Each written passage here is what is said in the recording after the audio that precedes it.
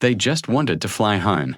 Two teenage sisters, identical twins, bright smiles, and matching suitcases, stood at the airport gate, holding tickets they'd saved for months.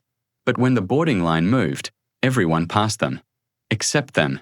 The agent's smile faded. The whispers began. Their names were called, but not to board. Something was wrong. Something ugly. And when one twin made a single phone call that would shake the entire airline, the truth behind that denial would leave the nation speechless. Because this wasn't a mix-up. It was a message. And the question is, who really pays the price when skin color decides who gets to fly? It was supposed to be the happiest trip of their summer. Ava and Alana, twin sisters from Atlanta, had spent weeks planning it, matching outfits, playlists for the flight, and even snacks packed neatly by their mom. They were honest students, the kind who believed hard work could take them anywhere.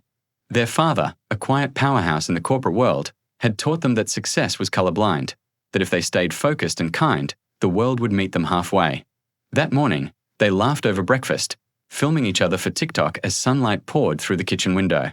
Nothing about that day felt wrong. The world still seemed fair. The sky, still open. But as they rolled their suitcases through the airport doors, eyes began to linger. The same smiles that once felt warm now felt thin, measured. And while the twins were too busy checking flight updates to notice, the world around them was already deciding who they were allowed to be. The line at the boarding gate moved slowly, with the usual mix of chatter and rolling suitcases. Ava and Alana stood side by side, phones in hand, double-checking their tickets. Same flight. Same seats. Same everything. They were next in line, until the gate agent's polite smile suddenly stiffened. "Could you step aside for a moment?" At first, they thought it was a random check.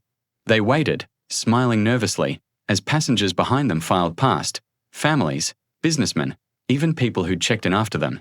But every time they tried to step forward, the agent's tone grew colder and quieter. "We'll call you shortly," she said. Minutes turned to nearly half an hour. The crowd thinned. Their excitement curdled into confusion. Alana approached again, trying to stay calm. Is there a problem?" The woman's answer was rehearsed. "We are verifying your booking. There seems to be an issue." An issue? With what? Their names? Their faces? They showed their email confirmations, their IDs, and even the payment receipts. The agent barely looked. Instead, she turned to whisper with another staff member. Their eyes flicked toward the twins, then away. That look, that quiet, knowing look that said everything without a word. And then came the words that made Ava's stomach twist. "I'm sorry, but this flight is at full capacity." Full capacity. The screen behind her still flashed. Boarding. Seats available. A family of 4 just walked through. Something wasn't adding up. Passengers began to notice. A few glanced at the twins. Others avoided eye contact altogether. Someone muttered, "Maybe they don't belong on this flight." That word, belong. It stung harder than anything else. Ava tried to breathe, reminding herself what her dad always said. Stay calm, stay polite, and don't give them an excuse. But calm didn't stop the sting of humiliation. It didn't stop the whispers. Alana, shaking now, took out her phone. "Maybe I should call Dad." The agent's head snapped up. "That won't be necessary." But Alana was already dialing. Her hands trembled as she spoke softly, explaining what was happening. A pause.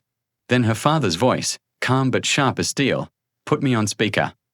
The agent hesitated, now visibly uneasy. People nearby began recording. The gate area grew silent. Even the hum of the intercom seemed to fade. Her father's voice carried through the phone, measured and powerful. "This is Derek Lawson, CEO of Global Aero Holdings. I believe your airline operates under our subsidiary." The agent's face drained of color. She glanced toward the manager's office, whispering something urgently into her earpiece. Ava and Alana exchanged glances, half relief, half disbelief. The tension in the room shifted. A supervisor rushed out, papers in hand, smiling too widely, apologizing too fast. "It was a misunderstanding," she said. "You can board now." But the damage was already done. The twins stood there, every eye on them, not as passengers, but as proof of something bigger. Something that no apology could erase. Because in that moment, every camera, Every whisper and every forced smile captured the same truth. They were allowed to fly, but only after the world found out who their father was. And that begged a question no one wanted to answer. What happens to the ones who don't have anyone powerful to call? The terminal fell silent. Every conversation, every rolling suitcase, every announcement faded into the background. Ava and Alana stood frozen as the manager rushed toward them, her face pale, her voice trembling with forced politeness. Cameras were everywhere now. Passengers recorded openly, whispers spreading like wildfire. It was just a system error, the manager stammered, waving them through. But her words couldn't hide the fear in her eyes. The staff behind her looked down, suddenly busy with their screens, avoiding the twins' gaze. Ava took a step forward, her voice shaking but steady. Would it still be an error if our dad wasn't the CEO? The question hung in the air, sharp, undeniable. No one answered. They didn't have to. The silence said everything. And then the announcement came over the loudspeaker, cold and mechanical. Attention all passengers. Flight 227 will be temporarily delayed. Please remain seated. The girls watched as boarding halted for everyone. For the first time, the power dynamic flipped. The same airline that had tried to humiliate them was now frozen in embarrassment, because one phone call had pulled the plug on every flight that day. The manager's radio crackled. A voice, corporate, urgent, ordered an immediate halt until the CEO's daughters were cleared and compensated. Within minutes, the gate agent's confidence shattered. Apologies turned desperate. Offers of first class, hotel vouchers, and free upgrades. But Ava and Alana didn't move. They just stood there, two teenagers who had learned more about America in 10 minutes than in all their years of school. Around them, strangers looked away in guilt, some muttering excuses about miscommunication. Yet, deep down, everyone knew the truth. This wasn't a glitch.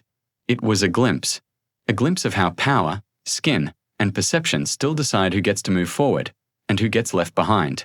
And as the girls finally boarded, heads high, one thought echoed louder than any apology. If justice takes a last name to be heard, then how broken is the system meant to protect us all? The flight took off hours later, slicing through the night sky, but for Ava and Alana, the air inside the cabin felt heavier than ever. They sat in silence, watching the city lights fade beneath them.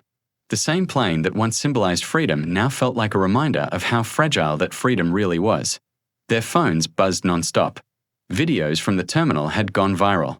Headline spun, twins denied boarding, until CEO father intervenes. For a moment, the world cared.